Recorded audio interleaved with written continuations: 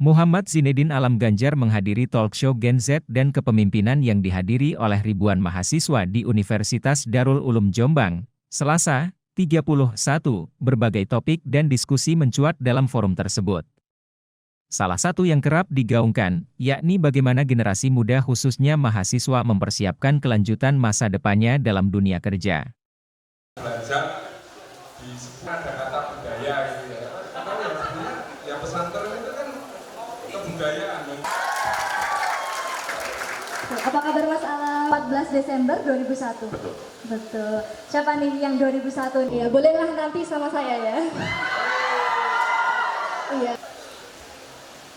Di situ kita harus memiliki beberapa orientasi kita bisa menggunakan kepala kita. Karena sejatinya anak muda itu bukan orang. Tahun 2004. Pemimpinan di masa depan terkait bonus demografi, apa yang perlu kita siapkan? Yang perlu kita siapkan adalah bagaimana kita bisa menjahit kebutuhan terkait ketenaga kerjaan. Karena ketenaga kerjaan saat ini kita bisa lihat mencari lapangan kerja itu sangat banyak dan mencari pekerja itu juga sangat banyak. Ada gap yang miss di situ. Oleh karena itu salah satu ruang buat kita bisa mengisi gap tersebut adalah soft skill. Jadi kita harus mempunyai pengalaman berorganisasi, magang, kompetisi, volunteering, dan lain sebagainya. Itu sebagai penambal kita untuk menambah edit value kita untuk melamar pekerjaan sebagai pengisi ruang untuk gap yang terhilang itu. Tadi juga banyak bahasan pertanyaan terkait edukasi politik yang sangat luar biasa, dan itu saya mengapresiasi hal itu karena itu mungkin yang sangat dibutuhkan oleh anak muda sekarang. Ya, mereka butuh ruang untuk turut dilibatkan. Bentuk konkret kolaborasi yang melibatkan anak muda sebagai salah satu stakeholders dalam mengambil kebijakan publik. Karena apa? Karena nanti anak muda lah yang menjadi sektor atau segmen demografi terbesar dalam proses 2030 sampai 2045 atau bahkan dimulai dari sekarang. Nah, kita sebagai anak muda itu menjadi penopang utama arah gerak bangsa ini. Dan kebutuhan kita itu menjadi kebutuhan mayoritas yang ada. Oleh karena itu, anak muda sebagai penopang demografi itu harus turut dilibatkan dalam pengambilan proses kebijakan publik.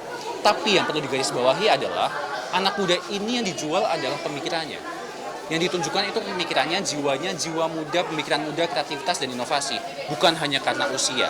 Oleh karena itu, kita harus menempa diri kita bagaimana bisa mengutilisasi dan mengoptimalkan kreativitas, inovasi, dan pemikiran kritis kita untuk turut mengatur arah gerak negara kemudian hari. Ya, kalau misalnya kita bicara kebutuhan tadi ya, berarti yang pastinya aspiratif dan kolaboratif. Pemimpin yang mau mendengar dan pemimpin yang mau mengeksekusi dengan cepat. Karena waktu kita untuk mengurus bonus demografi ini nggak cepat. Gak lama. Ini sangatlah cepat. 2030 udah mulai kita memasuki masa puncak bonus demografi. Kurang dari 6 tahun lagi.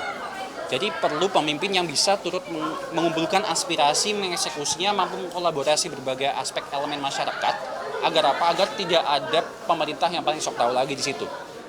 Dan oleh karena itu harus ada pemimpin yang memang bisa cepat mengeksekusinya dan bisa merangkul semakin banyak orang.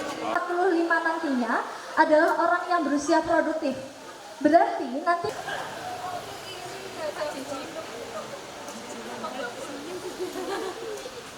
memasuki bonus demografi tersebut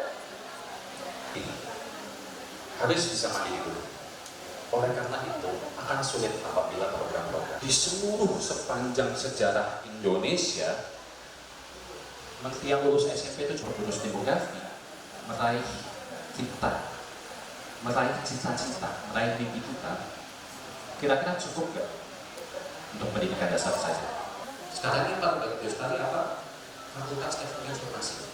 Itu sebagai salah. Namun itu saya katakan kebenaran, memang benar itu memang sudah. Apatisme itu sudah pilihan yang benar, tapi bukan pilihan yang baik. Dan tidak. Hingga ke tengah-tengahnya, saya coba kelilingi dan muncul bahwa sejatinya di seluruh Indonesia anak muda itu mau berjuang.